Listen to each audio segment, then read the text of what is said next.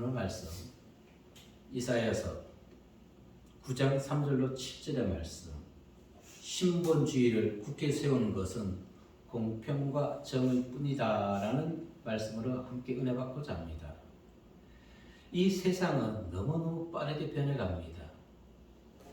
이 수시로 변하고 빠르게 변화되는 세상에서 자신의 것만 주장하거나 현실의 삶에 안주하고 있다면 그는 사회나 또는 경쟁에서 도태되고 말 것입니다.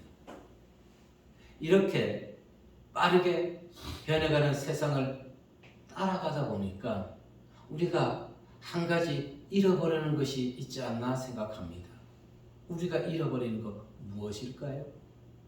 사람의 냄새를 잃어버린다는 것입니다. 사람의 냄새가 없습니다. 자기밖에 모릅니다. 성공제일주의인 것입니다. 그나마 감사한 것은 아직도 시골 장터에 가면은 그나마 사람 사는 냄새를 맡을 수 있다는 것은 너무너무 감사합니다. 여러분, 도회지에서는 고추 모종을 사도 화원에서 꽃집에서 다 팝니다. 그러나 지금 이 시간에 시골 장터에 가면 도로에 시장 주변에 고추 모종 세 뿌리에 2,000원 또는 말 잘하면은 태양고추 같은 경우는 그냥 덤을 하나씩 주시더라고요. 그것이 사람 사는 냄새라는 것입니다. 왜 사람 사는 냄새를 잃어버리는 것일까요? 궁극적 이유가 있다는 것입니다. 공평과 정의를 행하지 않기 때문에 사람이 사람 사는 냄새, 희생과 사랑과 봉사와 헌신이 아닌 짐승의 냄새만 풍기고 있는 것입니다. 공평. 여기에는 윤리적, 도덕적, 공의, 정의 모든 것이 포함되어 있습니다. 이 공평이 상실될 때 나라는 어떻게 될까요? 입법 폭주가 일어나게 되는 것입니다. 그로 인해서 도처에 민주주의가 붕괴되고 나라는 혼란에 빠지게 될 수밖에 없는 것입니다. 보다 중요한 것은 성도가 공평과 정의를 행하지 아니하게 된다면 하나님의 심판을 받게 됩니다. 세상 위정자들도 공평과 정의를 행하지 않으면 국민의 심판을 받게 됩니다. 세상이든 하나님 나라에서든 심판을 받지 않고 은혜의 자리, 축복의 자리, 성공의 자리에 서기 위해서는 언제나 이 공평과 정의를 행함으로 하나님의 백성답게 또 세상 시민답게 온전한 의롭고 거룩한 삶을 살아가는 우리 성도님들이 되시기를 주의 이름으로 축복하고 기도하겠습니다. 아멘. 첫 번째 우리에게 들려주신 말씀은 압제가 끝나고 희락의 시대가 올 것이다 라고 얘기합니다. 이 대한민국을 얘기하는 것은 아닙니다. 대한민국은 압제가 끝난다 할지라도요 희락의 시대가 올지 안 올지는 모릅니다. 성경 이스라엘 백성을 얘기하는 것입니다. 그럼 이 나라에도 압제의 시대가 끝나고 희락의 시대가 오기 위해서 어떻게 해야 될까요? 이 지도자들이 성경적 신본주의를 가지고 나라를 다스리고 국민을 위해 희생, 봉사, 충성해야 되는 것입니다. 이런 날이 속히 이 땅에 임하기를 우리는 간절히 하나님께 기도해야 되겠습니다. 아멘. 3절의 말씀 보도록 하겠습니다. 3절에 보면은 이렇게 얘기하고 있죠. 시작. 주께서 이 나라를昌盛하게 하시며 그 즐거움을 더하게 하셨으므로 추수하는 즐거움과 탈취물을 나눌 때 즐거움 같이 그들이 주 앞에서 즐거워하오니. 아멘.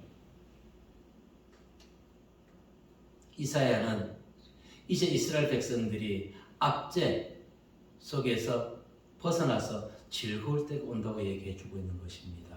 그 이유는 무엇입니까? 주님께서 그들을 창성케 해 주시기 때문에 그렇습니다. 1절과 2절의 말씀에 보면 이렇게 얘기했습니다. 시작.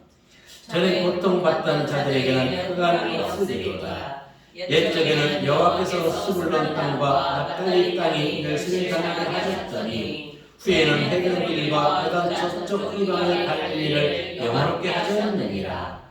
흑암에 행하던 백성이 큰 빛을 보고 사망의 그늘진 땅에 거주하던 자에게 빛이 비치는도다. 아멘. 사망의 그늘에 행하던 자들에게 하나님에 의해서 빛이 그들에게 임한다는 것 얼마나 감사하고 얼마나 하나님께 영광 드려야 될 자리인 것입니까? 사실 이스라엘 백성들은 공평과 정의를 따르지 아니함으로 인해 가지고 그들은 어디에 있었습니까? 바벨론 포로 생활했던 것입니다. 고통의 세월을 보냈지요. 바벨론의 기간은 어둠의 세월이었습니다. 결과적으로 그들에게는 사망의 그늘진 땅에서 그들이 생활하였던 것입니다. 즐거움이 그들에게서는 없었습니다. 사망과 같은 흑암과 같은 고통 속에 행하는 자들에게 즐거움과 기쁨이 있을 수 있을까요? 없습니다. 그런데 하나님께서는 그들을 즐거움의 자리로 인도해 주신다는 것입니다. 아멘. 여러분, 우리에게 참된 즐거움 어디에 있을까요? 지금 코로나가 조금 풀리다 보니까 사람들이 여기저기 해운대 벌써 해수욕장에도 가고 또 꼭 유채꽃인가 또 여러 곳을 다닙니다.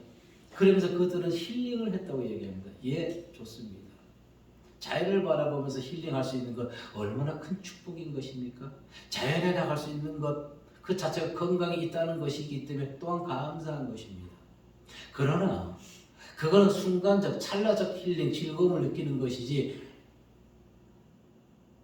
영원한 즐거움이 아니라는 것입니다. 왜? 코로나 2년 기간 동안 사람들은 죽을 것 같다고 했어요. 왜? 해외여행 가지 못해서, 놀러 가지 못해서, 저녁에 모여서 맛있는 음식 먹지 못해서, 그걸 못하니까 그들은 죽을 것 같게 했어요.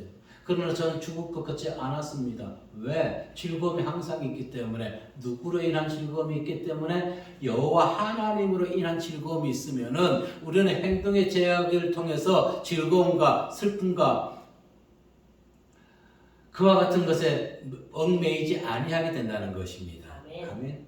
하나님 함께 해준 즐거움, 그것이 어디에서 있든지 항상 충만하게 넘쳐나게 됨을 믿으시길 바라겠습니다. 아멘. 오직 여호와께서 함께 하시는 축복, 그것이 우리를 즐겁게 해줄 줌을 다시 한번 믿으시고 언제나 하나님이 내 안에서 함께하여 주시옵소서.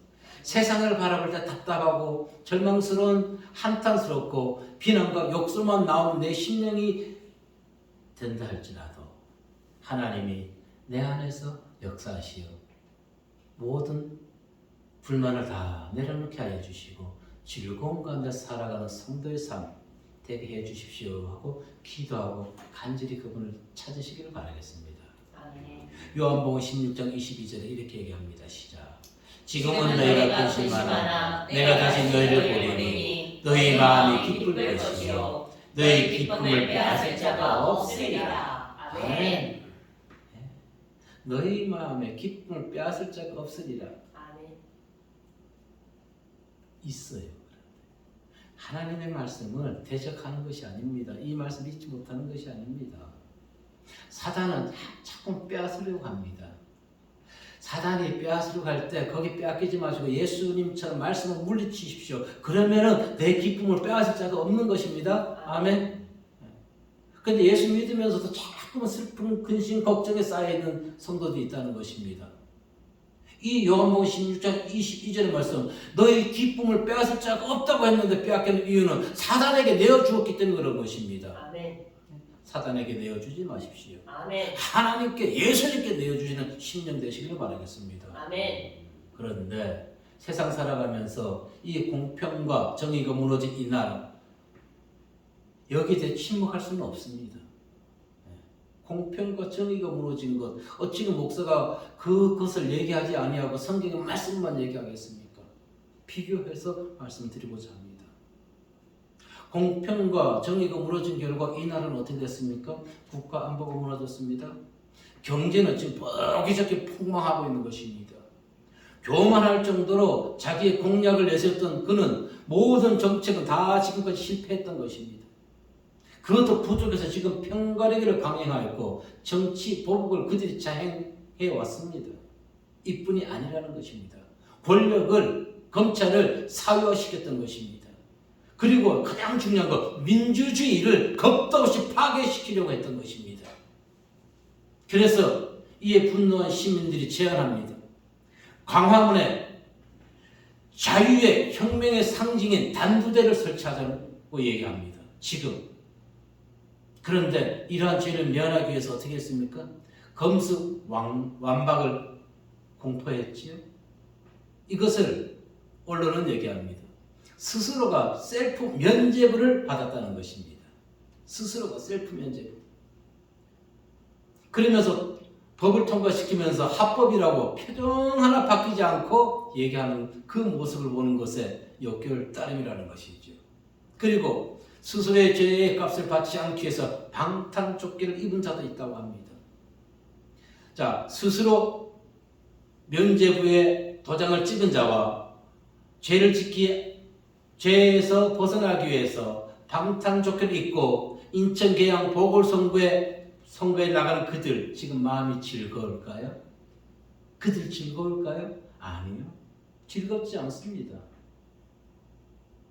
왜? 신본주의가 아닌 인본주의를 따랐기 때문에 그들은 즐거울 수가 없는 것입니다.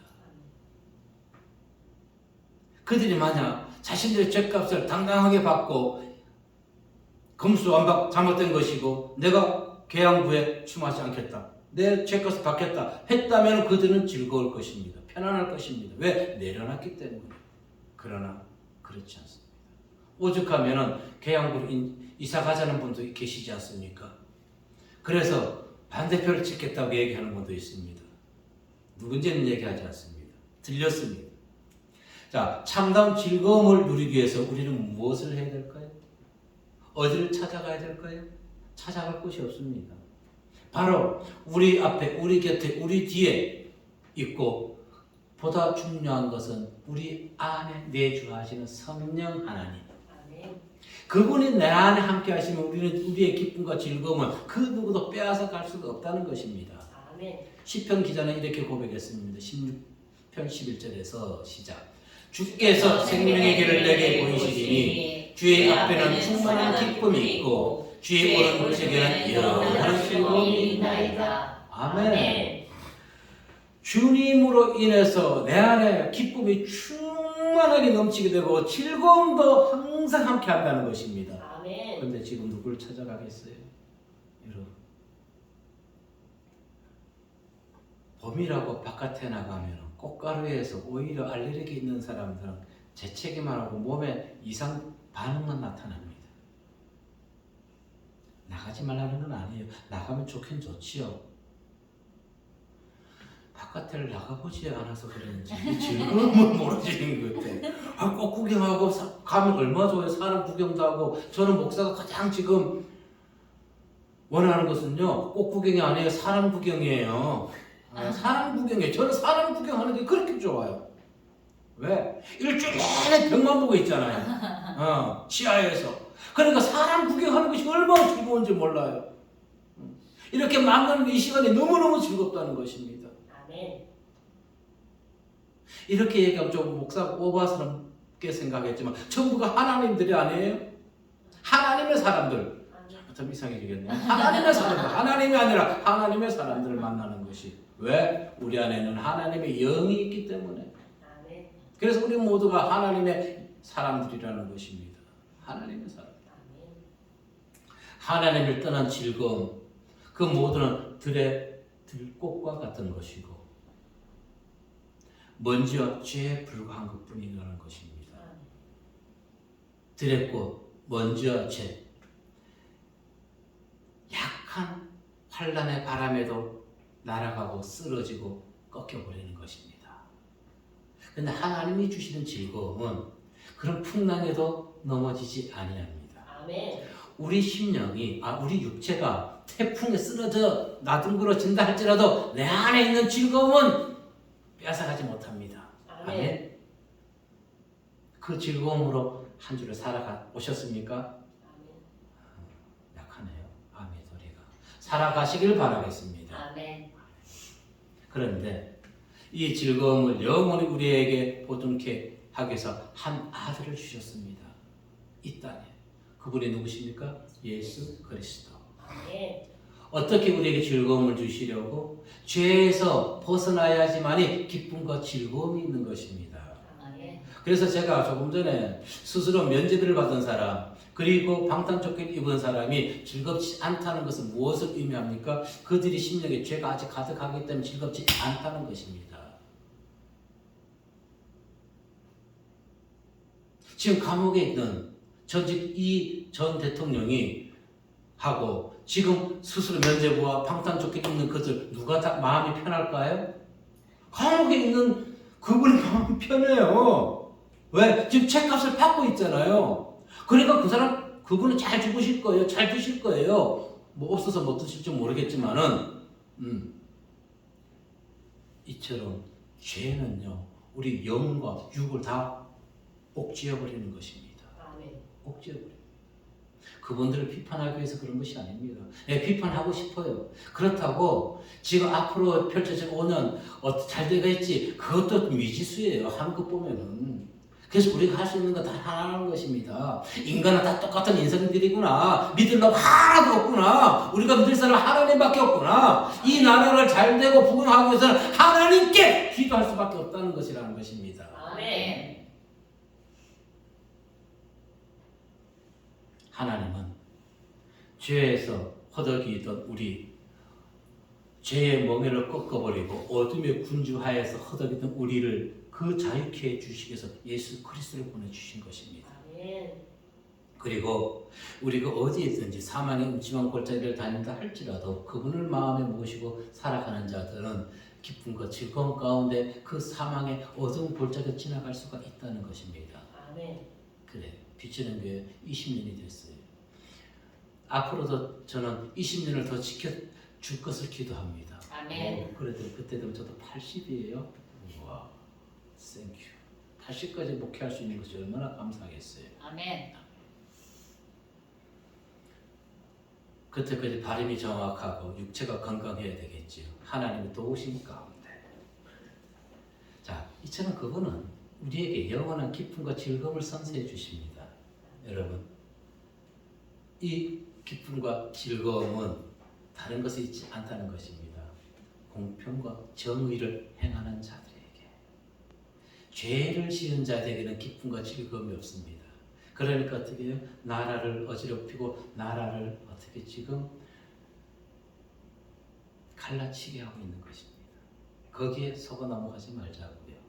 우리는 오직 여호와 하나님 그 말씀의 순종함으로 인해서 먼저는 우리의 내면의 기쁨과 즐거움을 주변인들에게도 전파할 수 있는 살아있는 믿음의 성도님들 되시길 이 시간 주의 이름으로 축복하고 기도하겠습니다. 아멘. 두 번째 우리에게 들려주신 말씀은 하나님의 백성의 나라 공평과 정의를 행해야 나가는 것입니다. 앞에서 공평에 대해서 말씀드렸지요. 근데 지금 기회가 안 나요. 뭐 딱 두 가지만 기억하자고요. 무엇을? 윤리적과 윤리와 도덕적. 이것이 공평인 것입니다. 윤리와 도덕에는 여기에는 정의, 공의, 사랑 다 들어있는 것입니다. 그런데 오늘날 초등학교에서부터 배운 바른생활 교육을 요즘도 가르치는지 모르겠지만 초등학교 때 바른생활을 잘 배워야 되는 것입니다. 초등학교 때 바른생활 교육만 잘 배우면 윤리와 도덕 거기에 다 들어있어요. 그런데 우리가 살아가면서 잊어버린단 말입니다. 무엇 때문에? 욕심 때문에. 자, 그럼 정의는 무엇인가요? 심판과 재판과 공의와 법령 모든 것을 제정해 놓은 것을 정의라고 하는 것입니다. 이 정의만 온전하게 우리가 행하게 된다면 죄가 세상에는 우리 심령에 발붙일 것이 없습니다. 그리고 사회는 안정되고 평안하고 사람들은 즐거운 마음으로 자기 일터에서 열심히 살아가게 될 것입니다. 즉, 정의는 사람이 사람을 다스리는 곳이나 하나님이 전체 피조물을 다스리는 곳에 있어서 가장 중요한 법칙이라는 것입니다. 무엇이? 정의와 공평이라는 것이. 이것이 무너지면은 국가 체제는 어떻게 될까요? 정의가 무너지면은 국가 체제는 어떻게 된다고요? 사회주의 체제가 들어오게 되는 것입니다. 여러분, 이 땅에 지금 지난 5년간 정의가 무너졌지요. 그 결과 무엇이었습니까? 사회주의 체제가 지금 우리에게 다가오고 있다는 것입니다. 그 이후에 들어서는 것이 무엇인지 아십니까? 공산주의라는 것입니다. 아멘. 이 나라가 사회주의 체제를 넘어서 공산주의로 지금 치닫고 있는 것입니다. 왜 국민들은 그걸 깨닫지 못하고 있다는 것입니다. 공산주의는 사회재산 인정하나요? 인정하지 않습니다. 사회주의는 그럼 어떤 특징을 갖고 있나요? 국가 주도로 사회를 이끌어가는 것입니다. 국가가 중심이 되는 것입니다. 국가가 중심. 사회주의나 공산주의 체제의 공통점은 이것입니다. 개인보다는 국가나 당이 우선적 중심으로 흘러들어간다는 것입니다. 국회의원들 요즘 보세요. 이 당 저 당 저 똑같은 당님들 보세요. 개인의 그들이 헌법기관이라고 얘기하면서 각 개인이 헌법기관이라고 얘기하면서 어떤 안건이 될 때 개인의 의견을 상정하는 것이 있나요? 아니요. 당의 의견을 다 따라가는 것입니다. 이것이 무엇입니까? 공산주의, 사회주의 체제라는 거죠. 당 중심주의로 흘러가는 것. 왜 모르냐고요. 그러면 여당, 야당 똑같은 것이에요. 보수주의, 진보주의, 아니요. 당 중심으로 흘러서는 안 된다는 것입니다. 그것은 또 다른 공산주의, 또 다른 사회주의 체제로 가고 있다는 것입니다.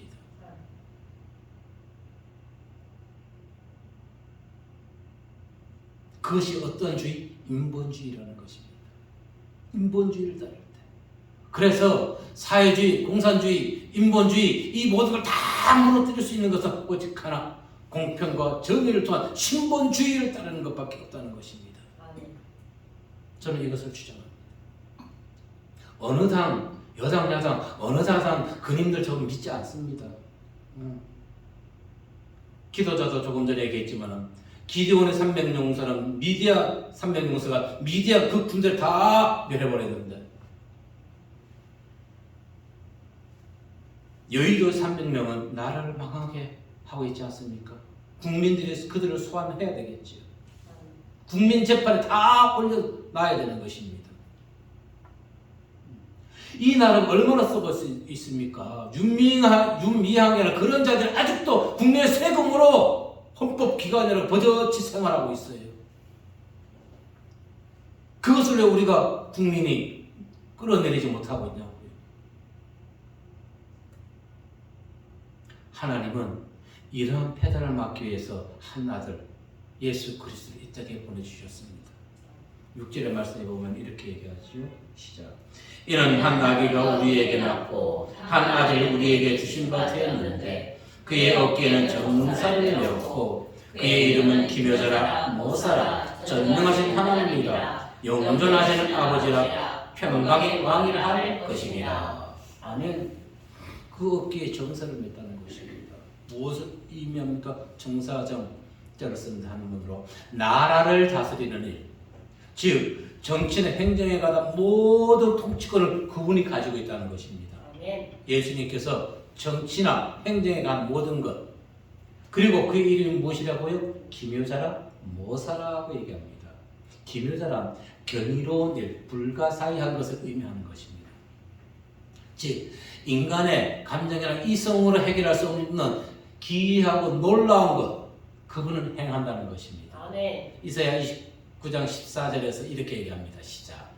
그러므로 내가 이 백성 중에 기이한 일, 곧 기이하고 가장 기이한 일을 다시 행하리니 그들 중에서 지혜자의 지혜가 없어지고 명철자의 총명이 가져지리라. 아멘. 시편 기자는 그래서 이렇게 얘기했습니다. 주의 증거들은 놀라움으로 내 영혼이 이를 지키나이다. 아멘.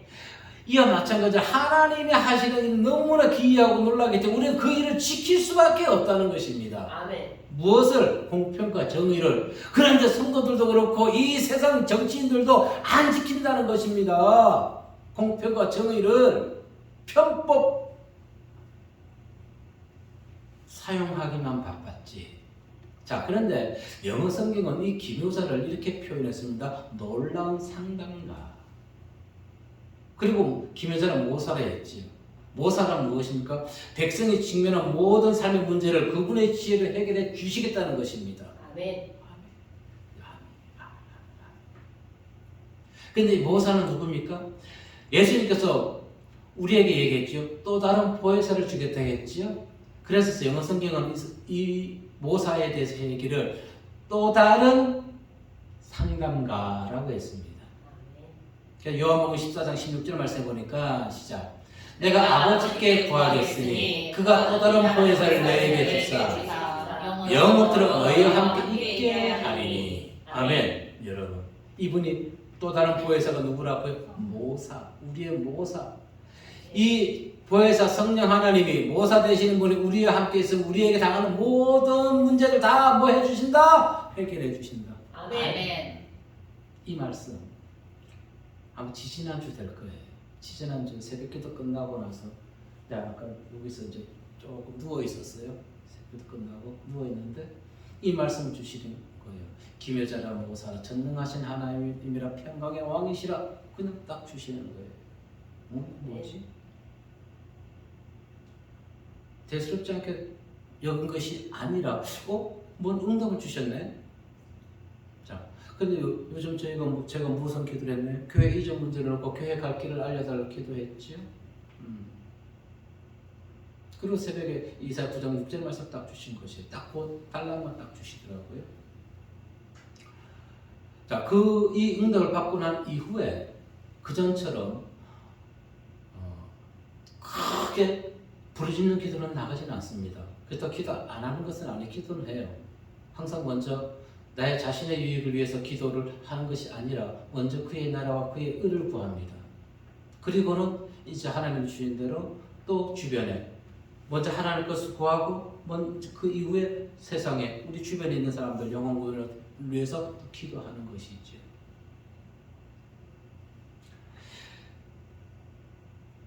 그렇다면 하나님께 응답 받았지요. 모사가 되시는 하나님, 우리가 비추는 교회 당면한 모든 문제 해결해 주실 것이라고 하신 응답.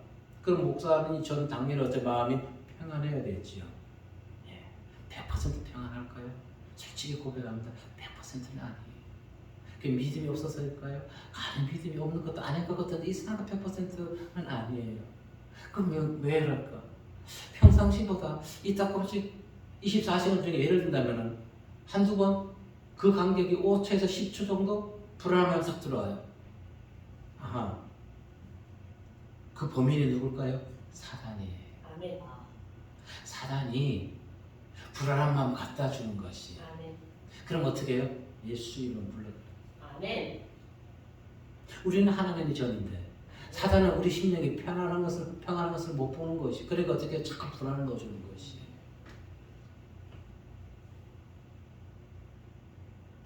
성경은 이렇게 얘기하죠. 마음을 지키라고 얘기합니다. 네, 마음을 지키십시오. 사단의 방해 공작.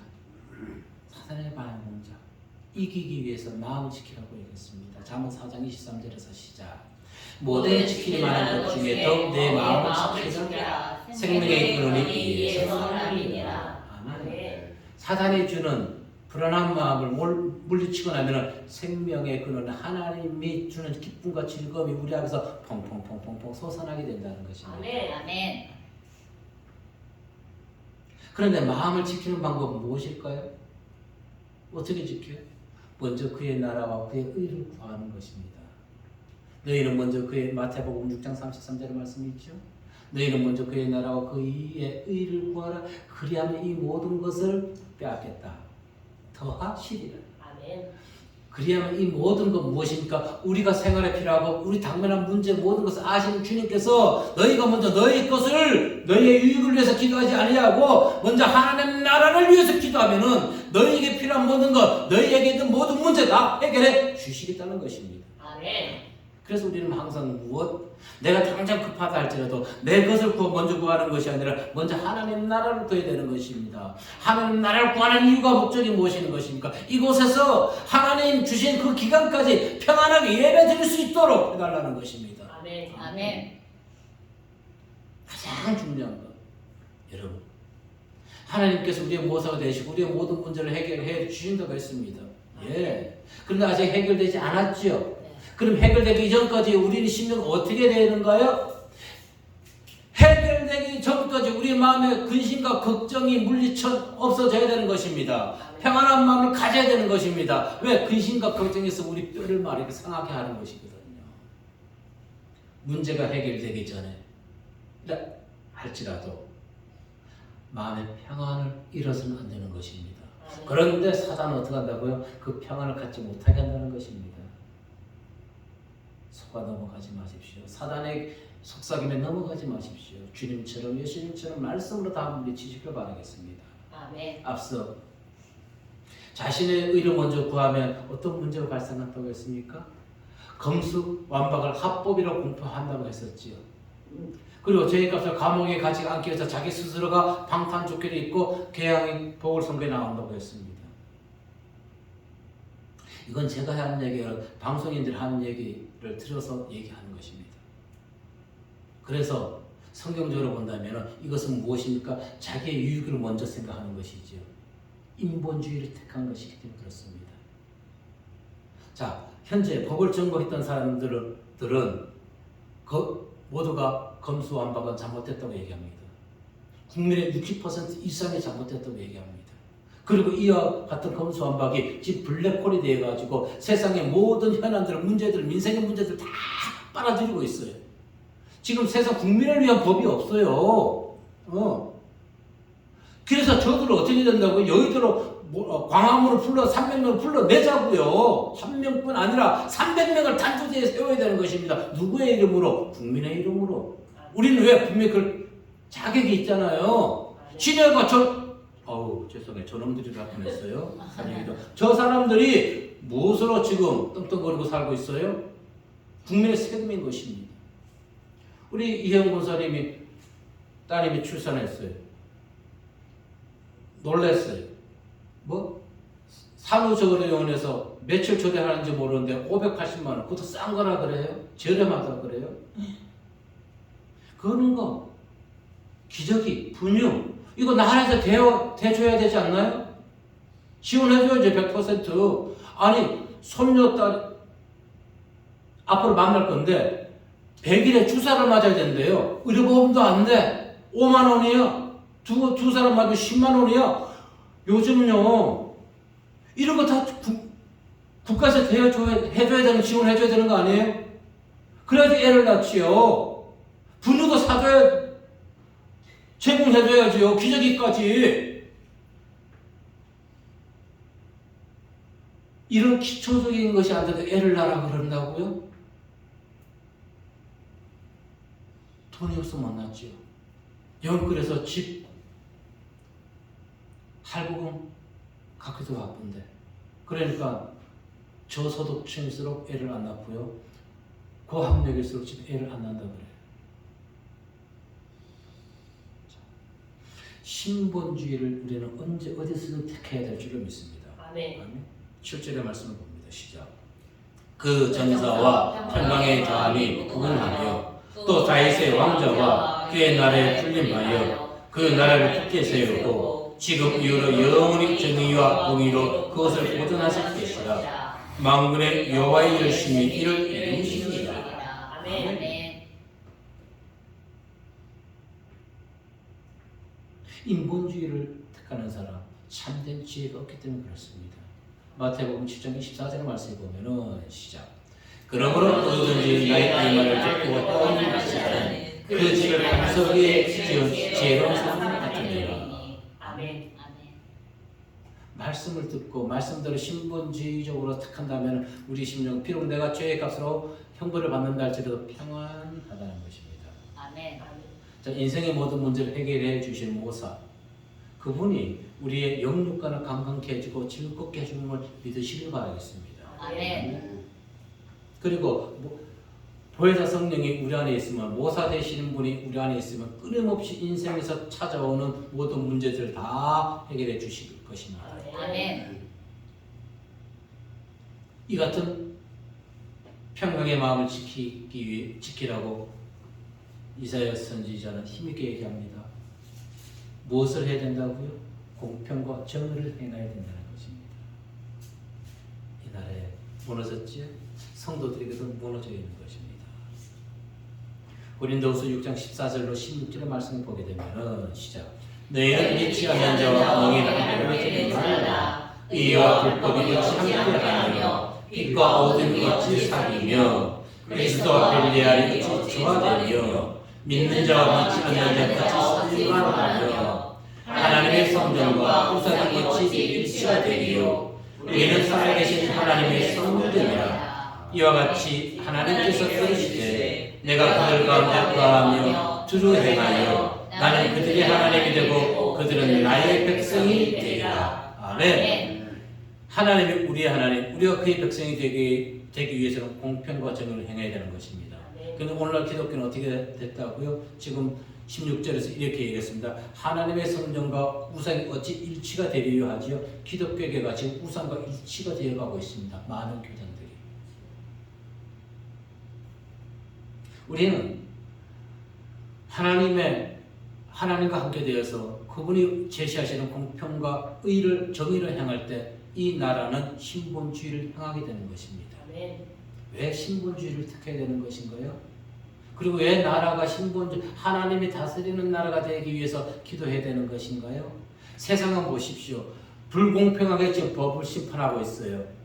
여러분 판결 나오는 거 다 믿을 수 있나요? 아니, 못 믿어요. 그런데 하나님이 이 나라를 다스리면서 법을 재판하신다면 거기에는 법대로 하기 때문에 공평하신 하나님. 아멘. 거기에 대해서 하나님이 심판하는 것에 대해서 이의를 제기할 사람이 아무도 없게 되는 것입니다. 공의로운 재판장이시기 때문에. 그래서 우리는 하나님이 이 나라를 다스리게 해달라고, 또 백성들이 신본주의를 지향하면서 공평과 정의를 이 땅에서 행하게 해달라고 기도해야 되는 것입니다. 무엇? 나라의 위상을 높일 수가 있고, 그 어느 구석구석 하나 힘없고 연약한 자들이 피해보고 손해보는 자가 없어지게 되는 것입니다. 힘있고 빽 있다고 혜택을 보는 지금과 같은 현실이 일어나지 않게 될 것입니다. 먼저 우리가 공평과 정의로 행함으로, 하나님이 함께함으로, 또 이것을 세상에서 더 과감하게 전파할 수 있는 신실하고 거룩한 성도님들의 신앙이 되게 되시기를 이 시간 주의 이름으로 축복하고 기도하겠습니다. 기도드립니다. 아버지